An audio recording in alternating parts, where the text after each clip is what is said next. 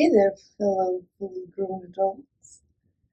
It's me, your friend, Charlie, and I'm regular, and that's why I've decided to read you a bedtime story. So just close your eyes and shut your fucking mouth, and let's go. Today's story is Winnie the Pooh by A. Milne, Chapter 1, in which we are introduced to Winnie the Pooh and some bees, and the stories begin. Here's Edward Bear coming downstairs now, bump, bump, bump on the back of his head, behind Christopher Robin. It is, as far as he knows, the only way of coming downstairs, but sometimes he feels that there really is another way, if only he could stop bumping for a moment and think of it. And then he feels that perhaps there isn't. Anyhow, here he is at the bottom, and ready to be introduced to you, Winnie the Pooh. When I first heard his name, I said, just as you are going to say, but I thought he was a boy. So did I, said Christopher Robin. Then you can't call him Winnie. I don't. But you said, he's Winnie the Pooh. Don't you know what the means? Ah, yes, now I do, I said quickly. And I hope you do too, because it is all the explanation you are going to get. Sometimes Winnie the Pooh likes a game of some sort when he comes downstairs, and sometimes he likes to sit quietly in front of the fire and listen to a story. This evening, what about a story? Said Christopher Robin. What about a story? I said. Could you very sweetly tell Winnie the Pooh one? I suppose I could, I said. What sort of stories does he like? About himself, because he's that sort of bear. Oh, I see. So could you very sweetly? I'll try, I said. So I tried. Once upon a time, a very long time ago now, about last Friday, Winnie the Pooh lived in a forest all by himself under the name of Sanders. What does under the name mean? Asked Christopher Robin. It means he had the name over the door in gold letters, and he lived under it. Winnie the Pooh wasn't quite sure, said Christopher Robin. Now I am, said a growly voice. Then I will go on, said I. One day, when he was out walking, he came to an open place in the middle of the forest, and in the middle of this place was a large oak tree, and from the top of the tree there came a loud buzzing noise. Winnie the Pooh sat down at the foot of the tree, put his head between his paws, and began to think. First of all, he said to himself, that buzzing noise means something. You don't get a buzzing noise like that, just buzzing and buzzing without it meaning something.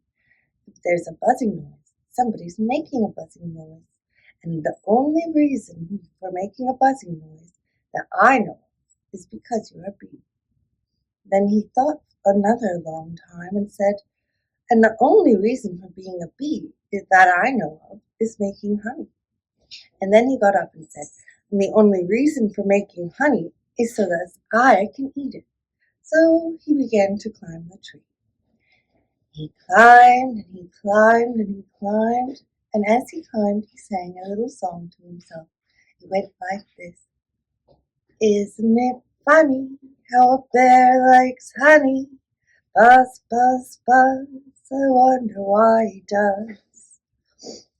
Then he climbed a little further and a little further, and then just a little further. By that time he had thought of another song. It's a very funny thought that if bears were bees, they'd build their nests at the bottom of trees. And that being so, if the bees were bears, we shouldn't have to climb up all these stairs. He was getting rather tired by this time, so that is why he sang a complaining song. He was nearly there now, and if he just stood on that branch, crack! Oh, help, said Pooh. as he dropped 10 feet on the branch below him. "If only I hadn't," he said as he bounced 20 feet onto the next branch. "You see, what I meant to do," he explained as he turned head over heels and crashed onto another branch 30 feet below. "What I meant to do, of course, it was rather," he admitted as he slithered very quickly through the next 6 branches. "It all comes, I suppose," he decided, as he said goodbye to the last branch, spun round 3 times, and flew gracefully into a gorse bush. "It all comes of liking honey so much. Oh, help!" He crawled out of the gorse bush, brushed the prickles from his nose, and began to think again. And the first person he thought of was Christopher Robin. "Was that me?" said Christopher Robin in an awed voice, hardly daring to believe it. "That was you."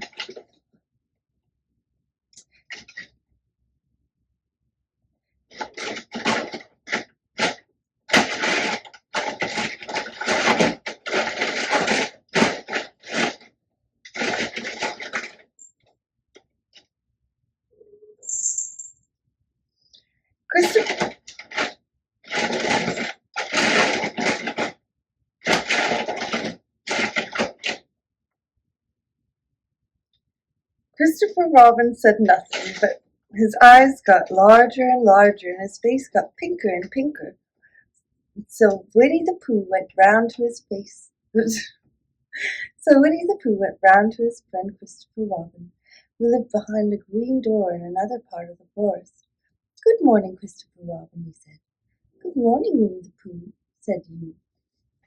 "I wonder if you've got such a thing as a balloon about you." "A balloon?" "Yes, I just said to myself coming along, I wonder if Christopher Robin has such a thing as a balloon about him.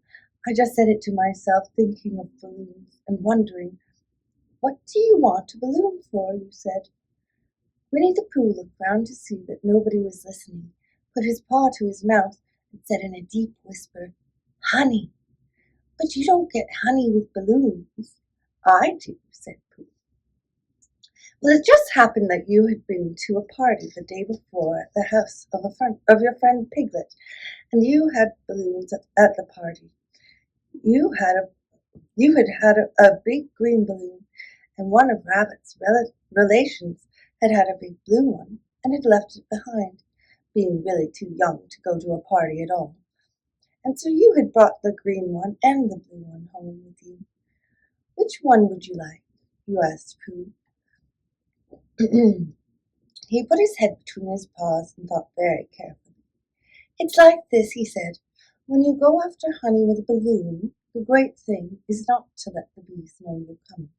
Now, if you have a green balloon, they might think you are only part of the tree and not notice you.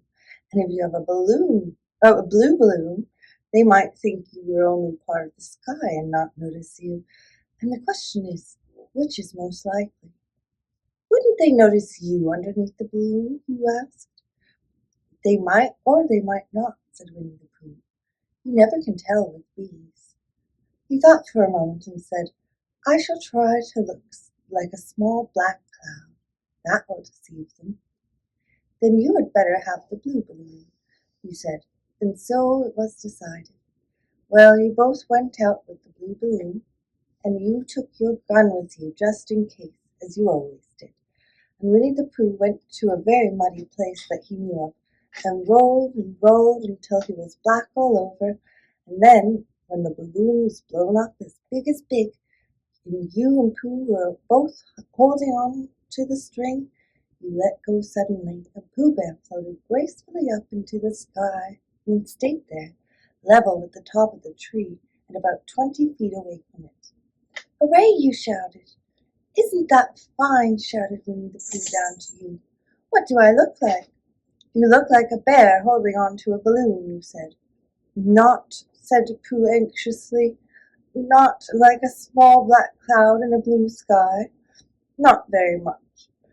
Ah, well, perhaps from up here it looks different. And as I say, you never can tell with bees." There was no wind to blow him nearer to the tree, so there he stayed. He could see the honey. He could smell the honey, but he couldn't quite reach the honey. After a little while, he called down to you. "Christopher Robin," he said in a loud whisper.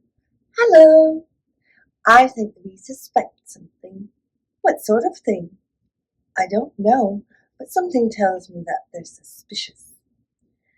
"Perhaps they think that you're after their honey." "It may be that. You never can tell with bees." There was another little silence, and then he called down to you again. "Christopher Robin." "Yes." "Have you an umbrella in your house?" "I think so."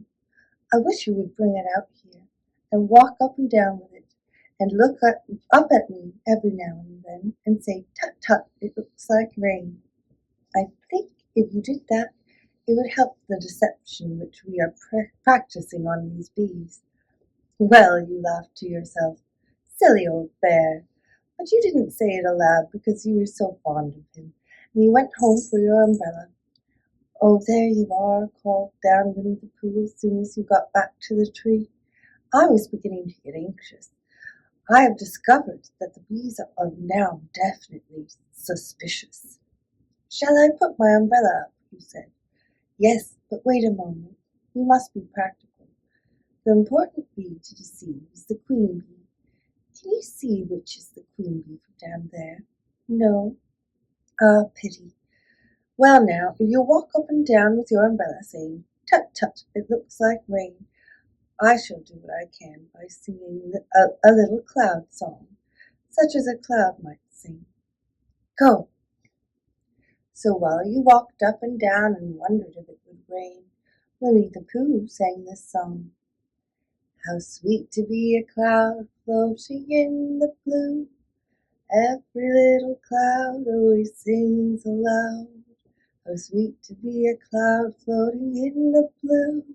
It makes them very proud to be a little cloud." The bees were still buzzing as suspiciously as ever. Some of them indeed left their nest and flew all round the cloud as it began the second verse of this song, and one bee sat down on the nose of the cloud for one moment, and then got up again. "Christopher Robin," called out the cloud. "Yes, I have just been thinking, and I have come to a very important decision. These are the wrong sort of bees." "Are they?" "Quite the wrong sort. So I should think they would make the wrong sort of honey. Shouldn't you?" "Would they?" "Yes. So I think I shall come down." "How?" asked you. Winnie the Pooh hadn't thought about this. If he let go of the string, he would fall, bump, and he didn't like the idea of that. So he thought for a long time, and then he said, "Christopher Robin, you must shoot the balloon with your gun. Have you got your gun?" "Of course I have," you said. "But if I do that, it will spoil the balloon." "But if you don't," said Pooh, "I shall have to let go, and that would spoil me." When you put it like this, you saw how it was. You, when you put it like this, you saw how it was, and you aimed very carefully at the balloon and fired. "Ow!" said Pooh. "Did I miss?" you asked. "You didn't exactly miss," said Pooh, "but you missed the balloon." "I'm so sorry," you said, and you fired again, and this time you hit the balloon, and the air came slowly out, and Winnie the Pooh floated down to the ground. But his arms were so stiff from holding on to the string of the balloon all that time that they stayed up straight in the air for more than a week, and whenever a fly came and settled on his nose, he had to blow it off. And I think, but I'm not sure, that is why he was always called Pooh. "Is that the end of the story?" asked Christopher Robin. "That's the end of that one. There are others. About Pooh and me, and Piglet and Rabbit, and all of you. Don't you remember?" "I do remember, and then when I try to remember, I forget. That day when Pooh and Piglet tried to catch the heffalump, they didn't catch it, did they?" "No. Pooh couldn't, because he hasn't any brain. Did I catch it? Well, that comes into the story. Christopher Robin nodded. I do remember, he said. Only Pooh doesn't very well, so that's why he likes having it told to him again, because then it's a real story and not just a remembering. That's just how I feel, I said. Christopher Robin gave a deep sigh, picked his bear up by the leg, and walked off to the door, trailing Pooh behind him. At the door he turned and said, Coming to see me have my bath? I might, I said. I didn't hurt him when I shot him, did I? Not one bit. He nodded and went out, and in a moment I heard Winnie the Pooh bump, bump, bump, going up the stairs behind him. Sweet dreams.